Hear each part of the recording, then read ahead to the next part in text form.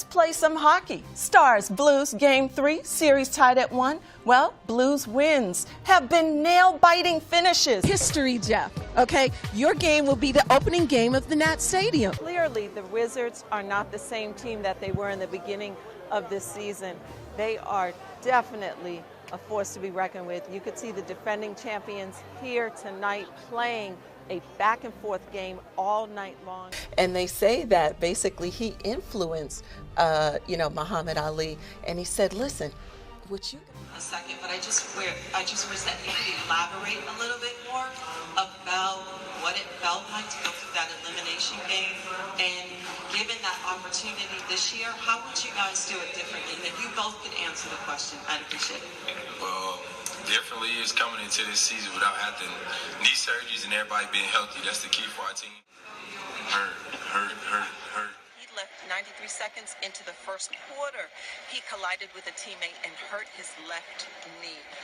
Don't know what's going to happen for the future with the playoffs, but anyway, Kevin Durant never returned back to the game. Hey everybody, I'm Alena Neves, courtside at Capital One Arena, where the Washington Wizards, who are 9-5, take on the Miami Heat, who are 6-8. Now, as you know, the Washington Wizards beat the Heat in Miami, so tonight's going to definitely be a revenge for the Miami Heat. And the big scorer tonight was Bradley Beal with 24 points and 8 assists, as well as Otto Porter. Well, he had 23 points. He was just extraordinary tonight, very clutch. And Thomas Satoransky, who's in for John Wall, he's still out dealing with his knee. Well, he had 10 assists. He is definitely stepping up as their starting point guard. Anyway, a great win. Talked to Scott Brooks. He said tonight the game plan was just basically to step up defensively and to make the 76ers make mistakes. And that's exactly what the Washington Wizards did tonight. A great game and a much needed win for them, especially in this series. They tied up 2 apiece now with the 76ers. Important game as they approach playoffs and playoff seeding. Washington goes down to Cleveland in their first game against the NBA champions at home, 95-104. John Wall finished up with 28 points while Markieff Morris had 20 points. It was a great night for the Wizards despite the fact that they were without their shooting guard. Bradley Beal had injured his hamstring in the game against Boston. He had to sit this one out. A tough one, but one that the Wizards could definitely build momentum from as well as be proud of. And on a side note, LeBron James, he finishes up with 27 points, 10 rebounds, and 5 assists, as well as he surpassed Kobe Bryant's record of being the youngest player to reach the 27,000 point milestone. If you're into tennis, then the Junior Tennis Championship Center is the place to be today. Recently named the title sponsor for this premier event, Prince George's County will host top-ranked juniors from around the world competing in this year's 3rd annual International Tennis Federation's Hardcourt Junior Tournament right here on the campus of JTCC.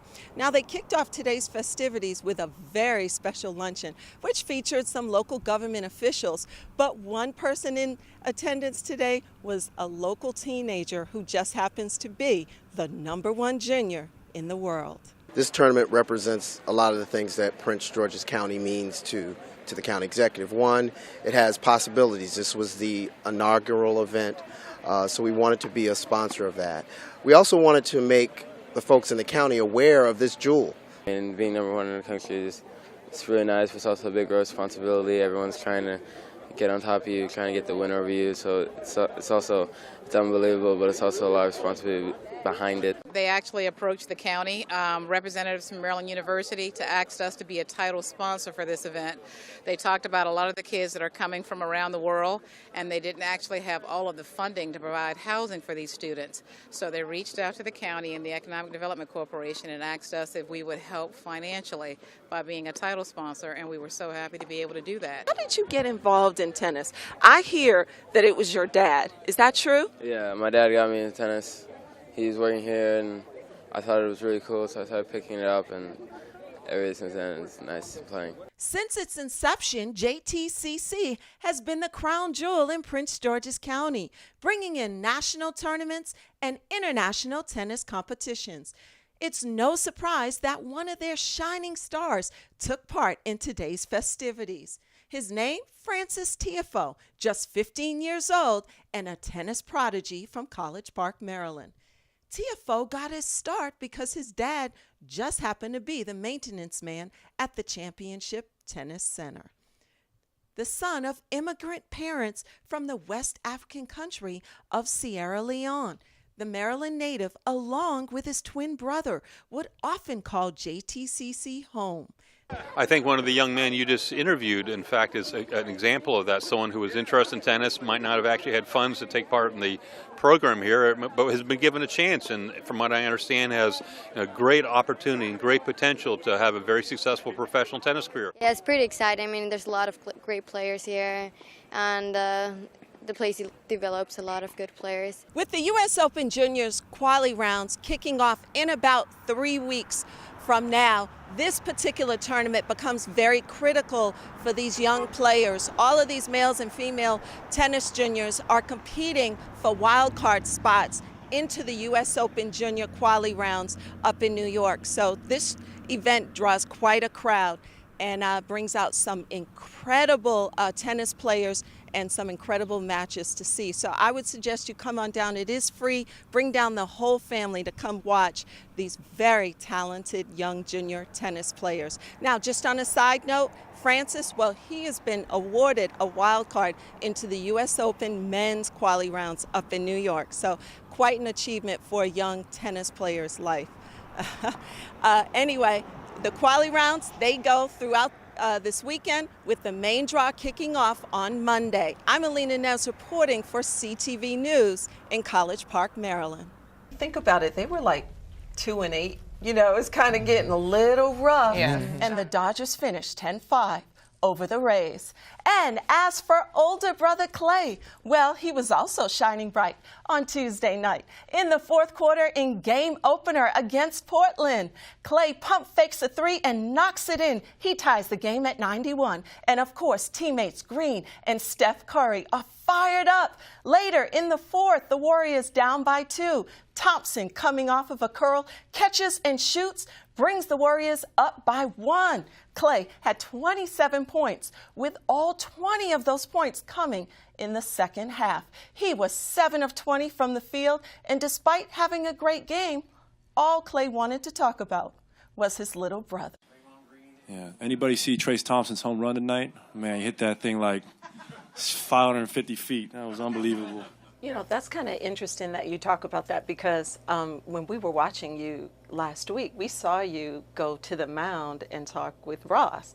And so we were like, what did Dusty say? Because for some reason, after that, it's been lights out. Well, so you must have said something, Dusty. Well, my son was trying to figure out what I said. Okay. Oh, your son wants to know Because it that. looked like a father and son. Yeah, well, he's probably heard it before himself. That's what it looked like. Well, Yeah, it was powerful nonetheless. Because my son goes, Dad, I was watching you, and you know, that lip comes up on one side, and that eye closes on another side, and then you say a couple of things you shouldn't say on TV, and then everything's fine. Bradley Beal, he was 3 for 11, like I said, in the first quarter, but he stepped up his game in the second half. He finishes up with 26 points. John Wall, he had 18 points on 10 rebounds.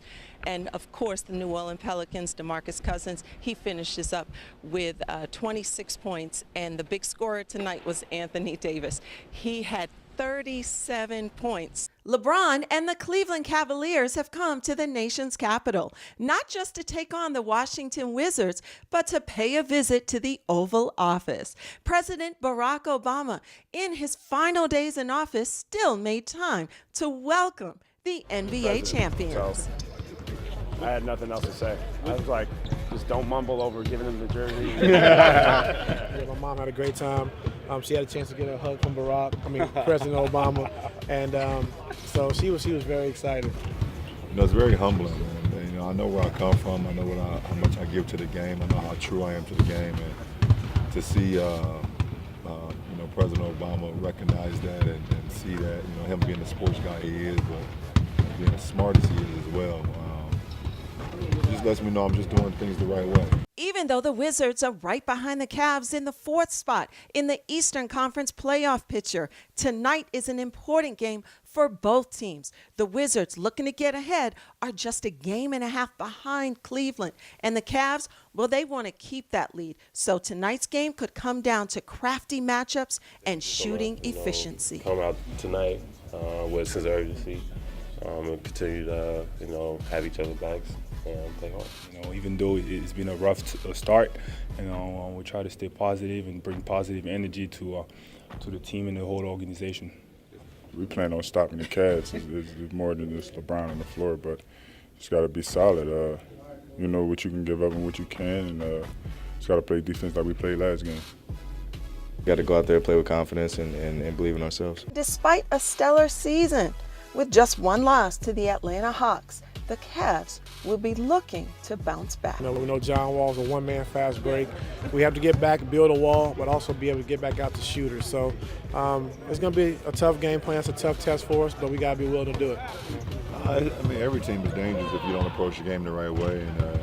And anytime you got an all-star point guard like John Wall and you got guys around to complement him, they can always be dangerous. Washington goes down to Cleveland in their first game against the NBA champions at home, 95-104. John Wall finished up with 28 points while Markieff Morris had 20 points. It was a great night for the Wizards despite the fact that they were without their shooting guard. Bradley Beal had injured his hamstring in the game against Boston. He had to sit this one out. A tough one, but one that the Wizards could definitely build momentum from as well as be proud of. And on a side note, LeBron James, he finishes up with 27 points, 10 rebounds, and 5 assists, as well as he surpassed Kobe Bryant's record of being the youngest player to reach the 27,000 point milestone.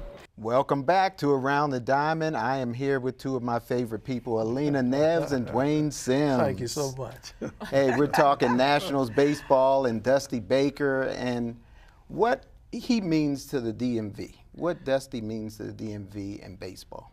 You know, he really should mean more than what he does, and I think that's because people don't really know his background, and they have not really, I don't think DC really understands his history and where he came from. He was a player, and some of his experiences in baseball, and the fact that, I mean, he has moved up even as a manager, and that's not easy to do. Let me just say this, that is not easy to do in Major League Baseball.